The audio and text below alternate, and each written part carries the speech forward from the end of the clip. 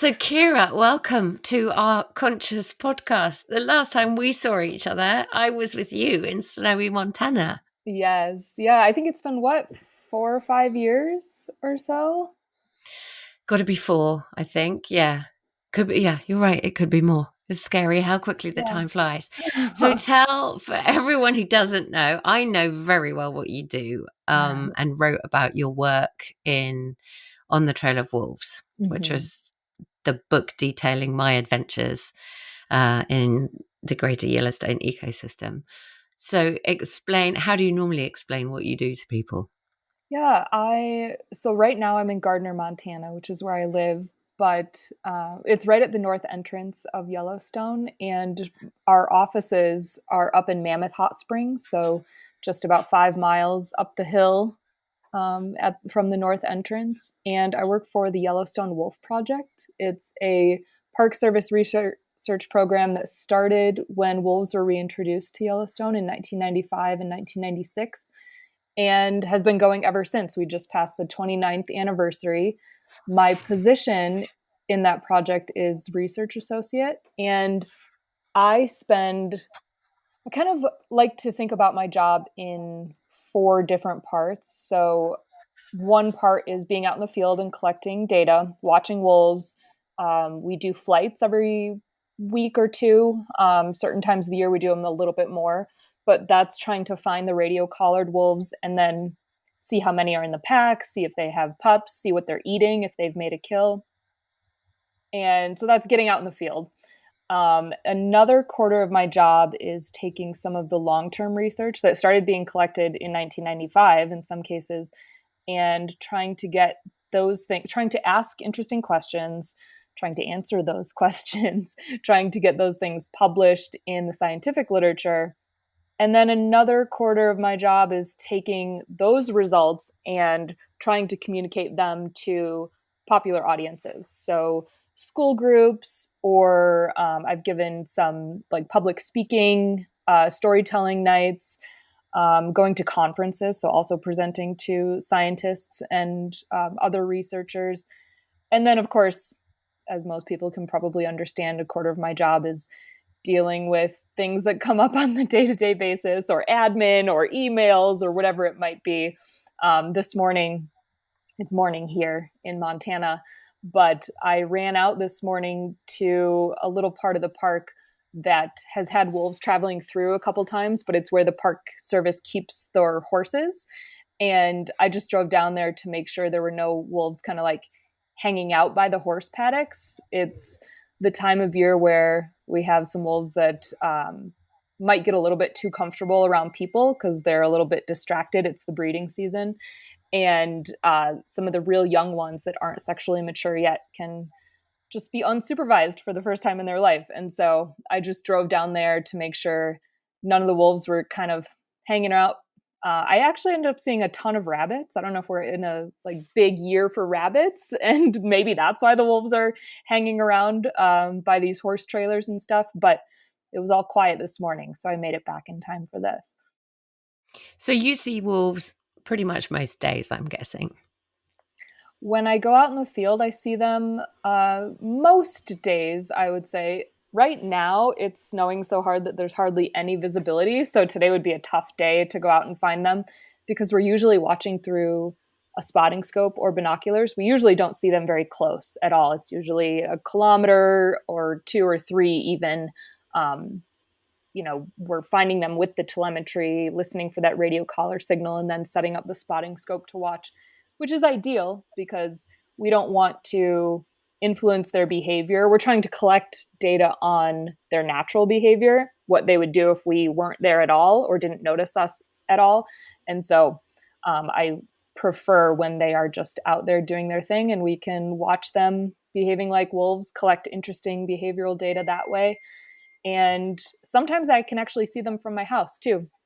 So the place that I live in overlooks some of Yellowstone National Park's the hills right near the north entrance.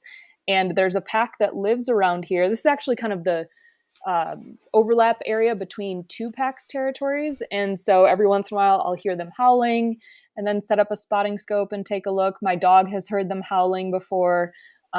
He will sometimes bark back towards them. I can hear other dogs in the town barking too, but they're pretty used to it because we live in a place where there's a lot of wildlife around. There's bears in town. There's uh, elk and deer. Sometimes the bison come through town too. I have a fox family that lives right outside my fence every summer that has kits. So it's a pretty amazing place. It's so funny actually because I just collected Arthur, who is Uh-huh. a lot taller than he was when he last saw bet. you. I collected him from school, and as we were leaving, a fire alarm went off. So there was a whole fire drill going on, and we were joking because I'd said that I was about to connect with you again, and I said, well, you know, at least you're not doing intruder lockdowns and all of that. It's just a fire drill every now and again. And he went, yeah. And he said, but the best one was moose loose in the hall. And I was like, what? What do you mean moose loose in the hall? And I hadn't clicked, but they had a moose in the school premises once before, like Incredible. actually gotten into the building. Oh, and so they'd had probably to one of those create a automatic drill. doors. What happens if that happens? And he said, it's really cool, Mum, because the teachers had to open all the windows and they were given permission to break them if they wouldn't open. How So exciting. presumably the thought being that the moose would just go, oh, I'll just climb out the window. Yeah. I Oh, don't funny. know. But it's a whole different world. And most people, I would imagine, will never see a live wolf in their entire life. What does it feel like? I mean, from my perspective, it's awe-inspiring. Do you still get that same thrill? Yeah, it never gets old for me to watch them. It always makes my day. I think, my favorite days ever seem to always involve seeing an animal just going about their daily life, whether it's a wolf or the foxes or, a bison calf just born or something, whatever it might be. This is a very special place to live. It's an extremely special place to work. There aren't many places like this, and so I can't imagine. There are times where I've traveled for work or just for fun, visiting family, whatever it might be, and being away from here can be really hard. A few days go by and I can feel myself a little bit uncomfortable, like I just have to see an animal at some point. Yeah. Which sounds a little bit like an addiction, but at least it works for my job. It's a good addiction to have, right? And do you get to know them? I mean, I was always impressed. There are huge amounts of wolf watchers in the area, aren't they? People who live in the area and are out and about in all weathers at all times and know who they're looking at. You know, I would rock up and I'd have a fair idea of the pack I might be looking at because sheer location logistics of, well, this is where you find these guys. But do you get to know individuals pretty well? Getting to know them at the individual level. And it's very helpful because an average pack is about 10 wolves. Approximately half of them are that classic gray color. Half of them are black, which is a dominant coat color gene, written by one single gene. And some of them, of course, have the radio collars. Some of them have very unique markings. They do start to lighten with age a little bit. So ones that were born black might turn kind of silvery. Ones that were born that classic gray, kind of creamy tan, might get lighter and lighter and end up with white faces or white tails. And so keeping track and trying to recognize them as individuals helps our research, of course, but it also just makes them so fascinating to watch. I think whenever I think of animals that are recognizable at the individual level, if you watch them long enough, things like chimpanzees and gorillas, even wild horses, things that people are really drawn to and interested in their social dynamics, of course, their family structures. You recognize them. And I couldn't tell you, like, that wolf is that one because of XYZ. It's like, well, I recognize it and I've known it for I've watched it for the last few years. It's like saying, having to describe your best friend or something, and you might say what color hair they have, what color eyes they have, but beyond that, you just recognize them. It's very similar for us. And as far as the people out every day, besides researchers, we have a couple technicians that go out every single day and collect data. And I'm out, maybe once a week or twice a week or something, or watching from my house during those times. There are people that have recognized the wolves, have been coming out to Yellowstone for years, either for large stints of time if they live somewhere else. Some people have moved here to go out and watch the wolves. They're very helpful because they can recognize individuals. And on days where we might not be out, the research team might not be out collecting data, they will still tell us if something, really important happens. We saw this pack kill and feed on a bison or something that's kind of rare. We can at least get data. That group of people is now kind of led by Rick McIntyre, who I'm sure you met and talked to quite a lot. He retired. He worked for the Yellowstone Wolf Project for, it was probably about 25 years, maybe 26 years. He retired a handful of years ago, but he's still out every single day watching wolves. I mean, hugely dedicated. Wasn't it that he had 2 days off? One was because he'd had a heart attack, and one was to go to his mum's funeral. Yeah. At one point, he hadn't missed a single day in, I think it was over 16 years. And now he's only missed a handful of days to travel because he's written some books about his time watching wolves, which are fantastic. And so he's doing a little bit of like a book tour here and there. And then also when he had heart surgery, he missed a handful of days, but not very many at all. He's just an extraordinary man. And as you said, his depth of knowledge is wonderful. And you learn about personalities, don't you, of wolves? They're not all the same. They're not just a wolf is a wolf, right? That's one of the most interesting parts of the research to me, is watching them for long enough that you start to see these differences in their individual characters, where some of them are pretty shy, other ones are more bold. Even within the group, some of them don't mind spending time alone. There was one female that was a lone wolf for 2.5 years, which had to have been at least partially her choice, because she was living in an area where she overlapped with a handful of different packs. She probably certainly smelled and howled with back and forth with other wolves. She probably met wolves that she could have paired up with, and for whatever reason decided not to. She eventually did after that 2.5 years, but I'm not sure what led to that decision. For a wolf to live for 2.5 years is actually pretty successful, because most of them only live for 3 or 4.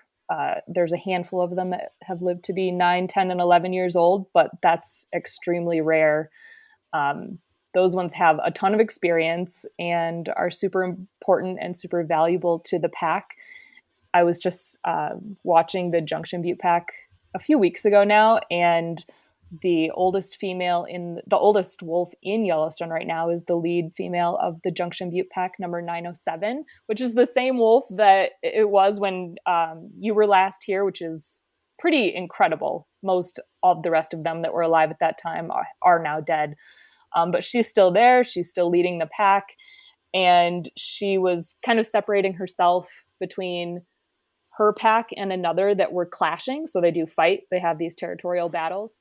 And she wasn't taking part in it at all. And I just had to kind of chuckle to myself that she didn't live that long with making poor decisions. And she was keeping herself safe.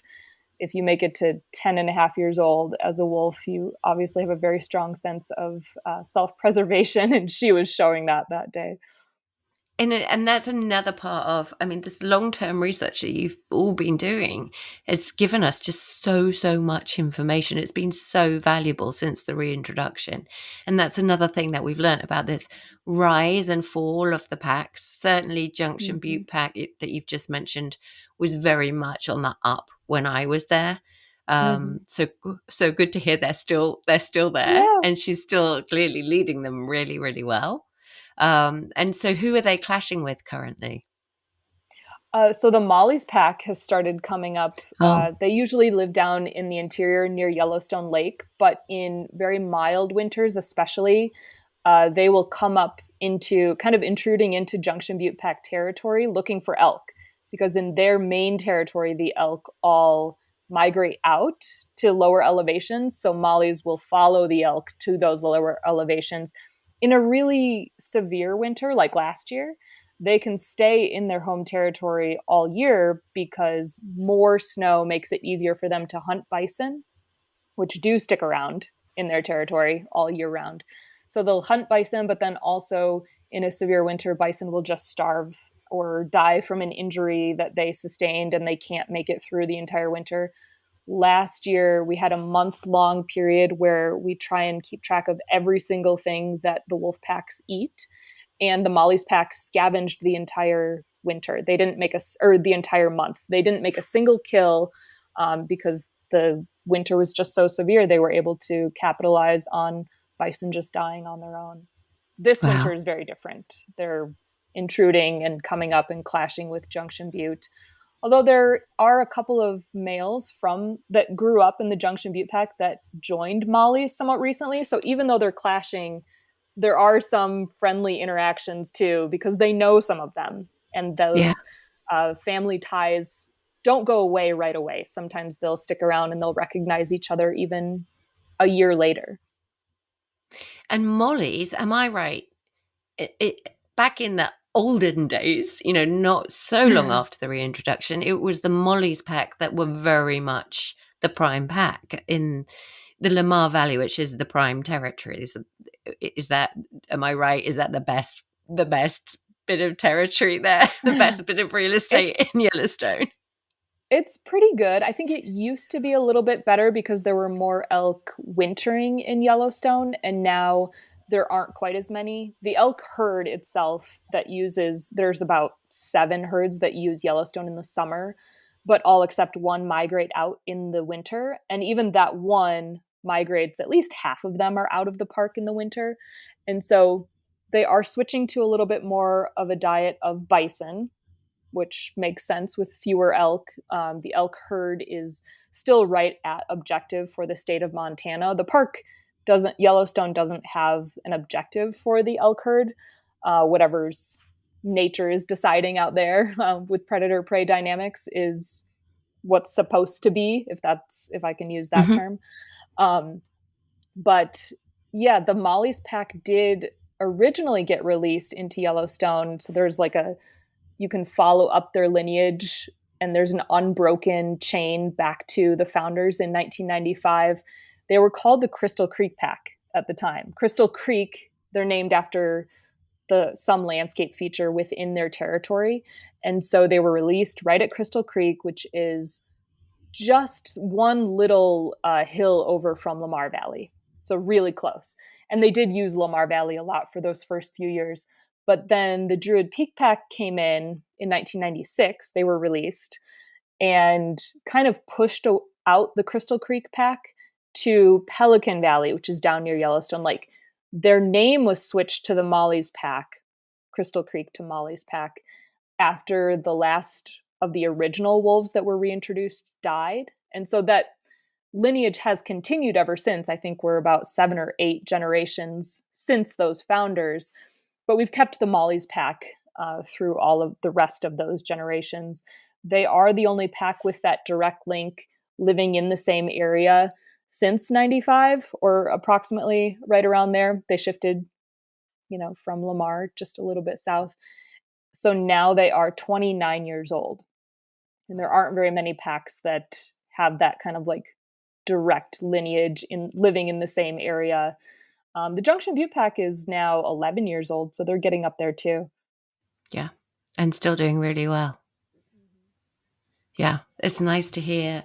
And the other thing that really I think is revelatory about this long-term data and long-term research is this idea that no one really knew for certain that we actually need top predators on the landscape, and that they have this top-down effect on the whole of the ecosystem. So all of the animals, even down to the plants and the invertebrates, are affected by having a predator like wolves on that landscape.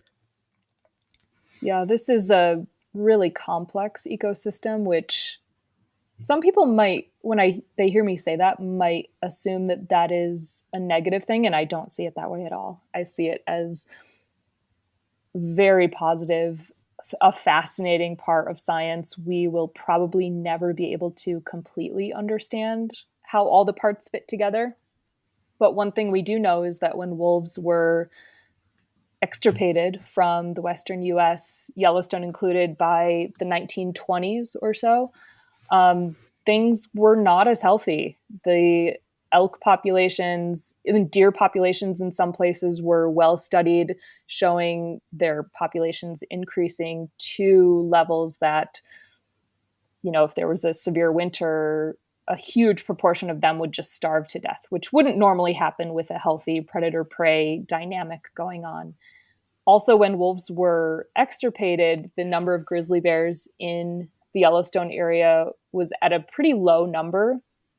And then many of them were, people have probably seen videos or photos of bears being fed outside of cars. In the 1950s and 1960s, they were feeding at dumps. The park had put up bleachers so people could come and watch the bears. They weren't really eating natural foods at all. But bears were weaned off of those human-sourced foods in the 70s and 80s, and now are at even higher numbers than they were then, really healthy numbers, in fact, in the greater Yellowstone ecosystem.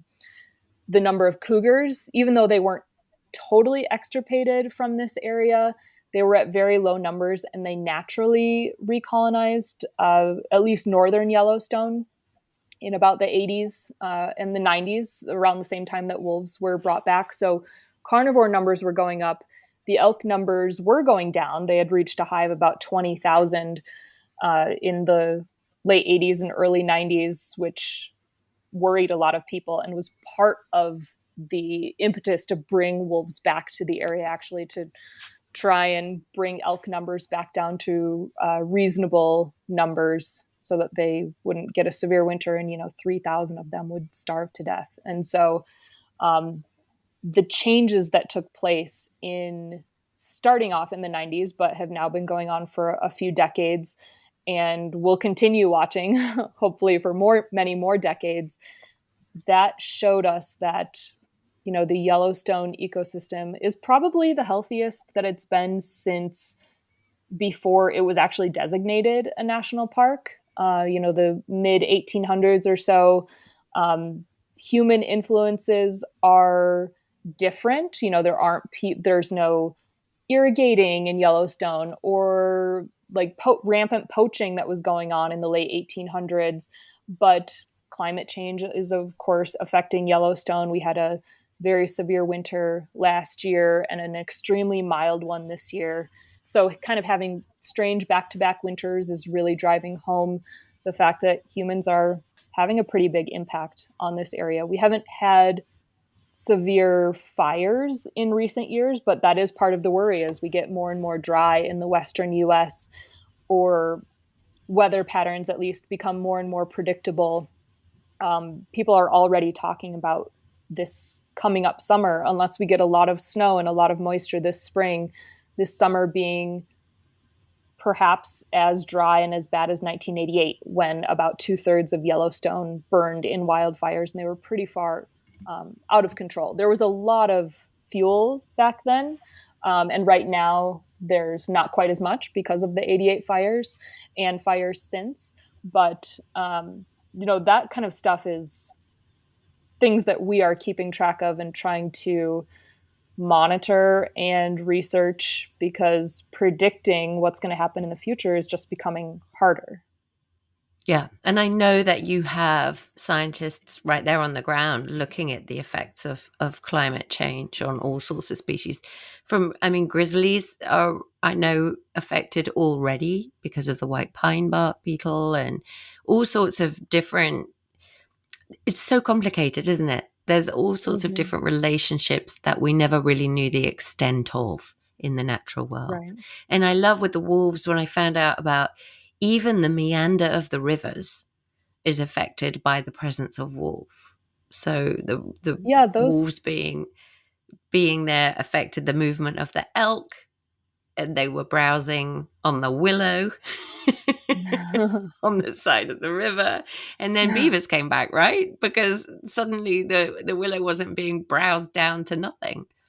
there's a lot of studies on that link in the trophic cascade, how how the reintroduction of wolves affected the elk herd, which may have affected the vegetation in Yellowstone. The focus of the vegetation there is usually willow and aspen.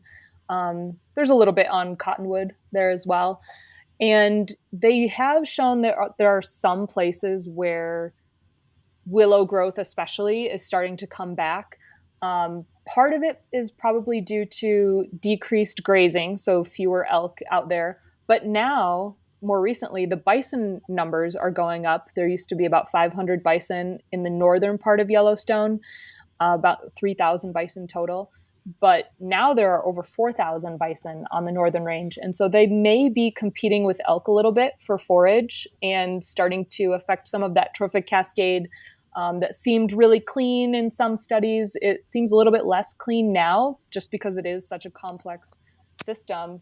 Also, I like to point out all the time that beavers were reintroduced just north of Yellowstone in U.S. Forest Service lands in 1997. So just the year after wolves were brought Okay. back, they came down into the larger creeks in Yellowstone, and I think there was one beaver colony in northern Yellowstone in 1996, and about 20 years later, there were 30. And I need to look at our latest surveys because we do a plane survey every other year trying to count beaver lodges and cache piles as they're getting ready for the winter. They cut a bunch of willow and stick it into the banks that you can see from the plane. And I think there's at least a couple dozen of those lodges still. There may even be more than 30. I should take a look. So a huge increase from 1996 when there was only one of those lodges. And beavers, of course, are a literal engineer as they're building lodges and dams and raising the water table. That raising of the water table in a lot of places, along with decreased herbivory from the elk, so they're not browsing on that willow especially as much, really allowed some willows in some of the places in Yellowstone to release. There are other places where the willow doesn't seem to be releasing at all, and it's still really short. When I started, it was maybe knee high. Maybe right now it's about hip high to me. But there are other places where it's well over my head and kind of out of the reach of elk and bison too, which is kind of nice because willows create a perfect habitat for certain species. I think I'm going to not remember the exact types of little birds, but there are a bunch of songbirds that require really dense willows of a certain height. They can't be that tiny little knee-high stuff. That has to be like 10 feet or more in order to nest and raise their fledglings safely. I think Wilson's warbler is one of them. There's a willow flycatcher. There's a handful of other ones that we are seeing more in the last, decade or so since those willows started releasing. There's tons of different connections between all of these species. When wolves were first brought back, they did lower the coyote population, which in some places showed that pronghorn, where they were having their fawns close to wolf dens, they were actually having a higher survival than they did before because coyotes really focus in trying to catch pronghorn fawns, but wolves don't really Which and bother. pronghorn are just like a small antelope, which Yes. almost you would expect to see in Africa, not expect to see in Yellowstone. Yes, for sure. Yeah, the pronghorn definitely look like an African species. I think they're closely related to some African species. They're not closely related to much else in North America at all. And when they have their fawns near wolf dens, the coyotes are actually staying away. So the pronghorns have higher survival when they're near wolf dens. Now, since then, it's been a couple of decades, but the coyote numbers have gone back up. And I mentioned this morning about seeing a lot of rabbits down near where the park service keeps their horses. And of course, that's beneficial for the coyotes and the golden eagles and the hawks, and everything just is so incredibly intertwined. Mhm. Trying to work out all of those connections, I think, would be a lifetime of infinite number of people, which is very exciting as a scientist. It is. I mean, yeah, exactly. As any form of biologist, those things are Mm-hmm. exciting. And watching the research bank of data just grow and grow, and all of the themes and commonalities and developments and evolutions that you can pick out of that data is just extraordinary. In that, I And mean, that to me is. Go on, sorry. now that we've hit almost 3 decades of behavioral observations, and then also things like survival and mortality and dispersal and reproduction, we have started to ask questions that people didn't even think would be possible to ask or certainly to answer, a couple of decades ago. And so I feel like I'm in this incredibly lucky and privileged position of having access to all of this long-term data and being able to look at things that might be really episodic or rare in a wolf's life, fighting other packs or running into a grizzly bear or running into a person, and being able to see enough of those cases where we can start to ask some really cool questions. It's very exciting. Hmm. And then that's the power of the park. The power of the park is the protection. And sure, there are tourists and there are people around, but on the whole, they're contained to the roads, and they're not marauding all over the landscape Mm-hmm. all the time. I know. Um, what happens outside the park, though? Because that's as you just mentioned, there are the dispersers, i.e., the wolves that Mm-hmm. take themselves off on a journey to find a new place, and that's a natural part of wolf structure, population structure. Outside the park is more challenging, obviously, isn't it? Yeah, And that's those exactly right. issues, I mean, some of those issues that led to the wolves being exterminated in the first place haven't even gone away. Mm-hmm. Can that work long term? Yeah, I think that, you know, working for the park, or I work for Yellowstone Forever, which is the national park's nonprofit partner, but our program is Park Service. The Park Service mandate is preservation. And so that is really as little human impact as possible. Ideally, no human impact, which is probably not a super realistic goal, but as little human impact as possible. We're trying to see what the natural world would look like without that too much of that human influence. Um, Outside of Yellowstone, the mandates and the goals are completely different. In some places, the goal is to lower the wolf population to a certain number. Um, in some places, people would prefer to not have them at all. And that isn't really an option because there are some, protections in place. Wolves are not on the endangered species list here. They were taken off after wolf hit recovery goals about 20 years ago now. And then states surrounding Yellowstone opened up hunting seasons on wolves, as they do with many other species that are not on state or federal endangered species or endangered or threatened lists. And it does make it more difficult to be a wolf outside of those areas that have, a mandate of preservation, where the mandates are more like conservation mandates, goal numbers and things. I mentioned the Park Service doesn't have a goal number for elk. They don't have a goal number for wolves either, but outside of Yellowstone, most places do. And most places, wolves are managed by state agencies in the public trust. And part of that is taking the public's opinion into account when making biological decisions. And so I think that's a really tough balance to strike. scientific, biological uh, based decision making, but also listening to constituents in the states. And some people in Montana don't want wolves here at all. Some people really do. I don't want to paint this like a place where wolves are blanket hated, because most people are very tolerant or accepting or excited to live in a place where, as wild as, say, Montana, where I live, we're incredibly lucky to live in a place that has all of the large carnivores that were here in 1850. And Yeah. there aren't many places like that in the world, and in the lower 48 US states, especially. And so I feel very lucky, but wolves and other wildlife can make life a little bit more difficult for people. I think that is something that I don't want to brush over. And I do want to acknowledge, even the mice that get in my house, are making my life a little bit more difficult.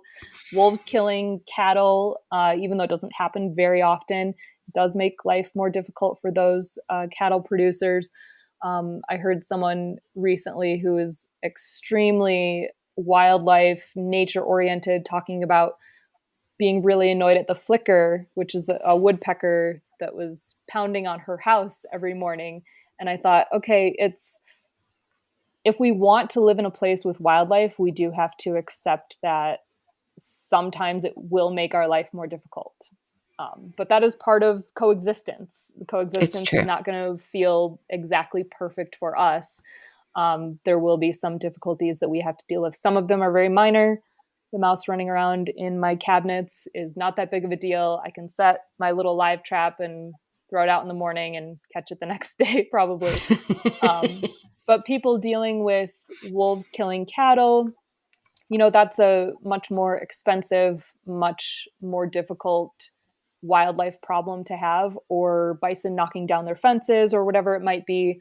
But doing our best to coexist where these animals still live is certainly our best long-term plan.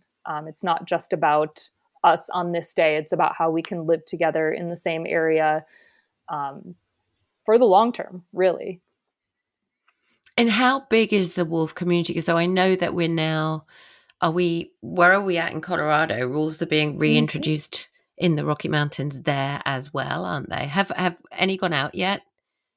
Yes. So my sister actually works for the Colorado Parks and Wildlife. Have your She's sister? one of the people uh, releasing the wolves and catching them and then bringing them back to Colorado. They, in late December, caught 10 from Oregon and released them right away. They only held them overnight in most cases and then brought them straight to Colorado and released them. They're all still alive. There have been no cattle depredations. Everything is going actually better than I expected. Nice. I expected there to be some issues, or maybe one of the collars failed or something, because that does happen occasionally with GPS collars. It's been about a month and a half and it's going fantastic. It sounds like there were two wolves that were already living in Colorado from some dispersers that actually came down from Yellowstone. They had a couple of litters, I think, in 2000 and 2021, or sorry, 2020 and 2021. And so two of those were still alive. So Colorado has about 12 wolves, hopefully more coming up. It's the breeding season right now. And so they are watching the GPS collars meeting each other and then, going and meeting other wolves. So that's really cool thing to see. Hopefully they'll be able to see them from the ground as well and be lucky like we are here. I was able to see some wolves yesterday. Um, in 2 months, they'll be having their pups for the year. They just have pups, one time a year. So it's just the breeding season. That's a few weeks right now. And then in April, when they have the pups.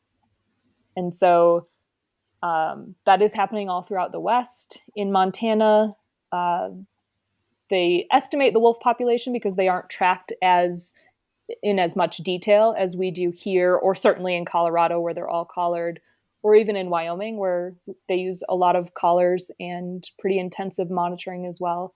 But estimates somewhere probably in the 800 to 1200 region, maybe 1,000 or so wolves in Montana, about the same in Idaho, I think, a few hundred in uh, Oregon and Washington, and then about 300 or so in Washington or in Wyoming. And so, and there's also a handful in California now, which is I very was going to say, I exciting. felt they'd made it to California. Yeah, yeah. There's actually, I think, 5 or so packs now.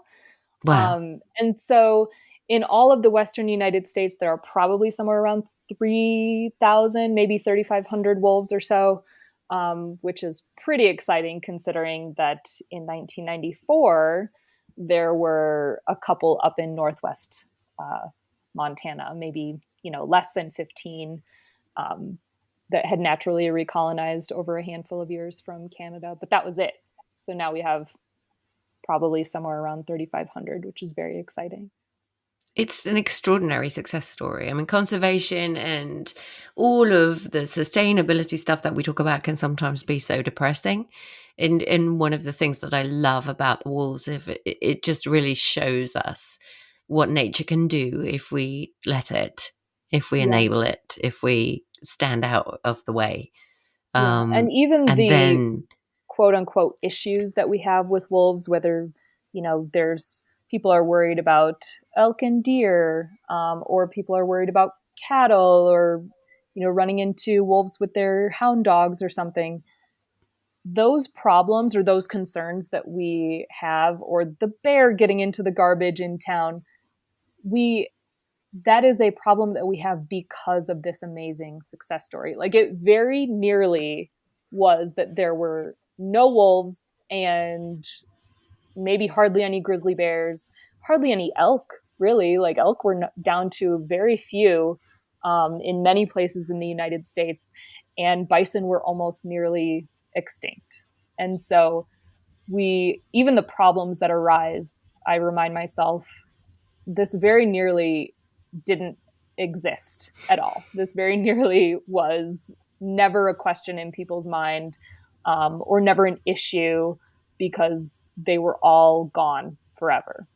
But there were major efforts put towards recovering bison and elk and even deer in a lot of places. People talk about white-tailed deer being in their yard and being kind of like large rodent causing them all these problems, but there were many places where white-tailed deer were a rarity to see.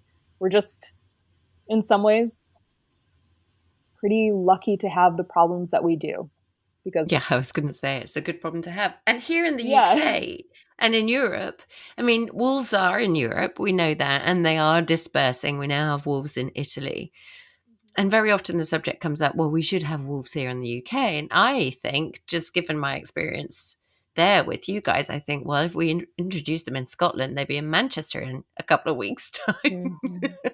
And there would be a problem because I think, Yeah, and I'd love to know what you think. I think we're too small a country to reintroduce wolves. wolves do need a lot of space. And I've heard people talk about there being kind of like a certain level of road density or human density where wolves will just kind of stay out of there, especially if you want wolves that are operating at kind of this like natural level that their life history they want to be living in a pack, they want to be eating large prey. You might be able to get away with some places dropping a few wolves in and they kind of live either alone or in pairs, more like a coyote, you know eating rodents, eating small things, but that's not the goal really. And that's more like just having it in a large zoo type of setting. If wolves are going to be brought back to a place, we want them to be fitting into their like evolutionary niche, living in family groups, hunting the things that they would otherwise be trying to find without human influence. And so, the difference there is, I think, to bring wolves back to a place just to have them kind of be just barely making it by and not fitting into where they have evolved to fit. I think, maybe that's not the goal, just to kind of check the box that there's a wolf living in a place. It has to be doing the things that it's taken millennia to learn When you were little, what drove you? Did you always know biology?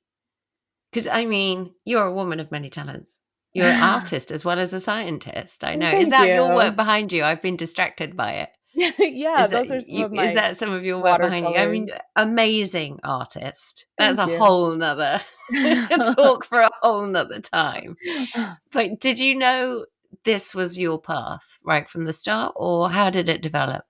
I think I was always the little kid that was obsessed with dogs, especially. My mom talks about me coming out of the library with a stack of books, and every single one has an animal on the cover.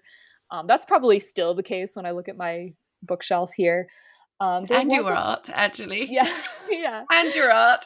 Yes, absolutely. All birds. There's some bighorn sheep back there. Wolves are really hard to paint, actually. I think I've seen them too much that I can pick out when I get some proportion wrong or something much easier than when I do a bird or something. Um, just a little bit more critical when I try to do a canid.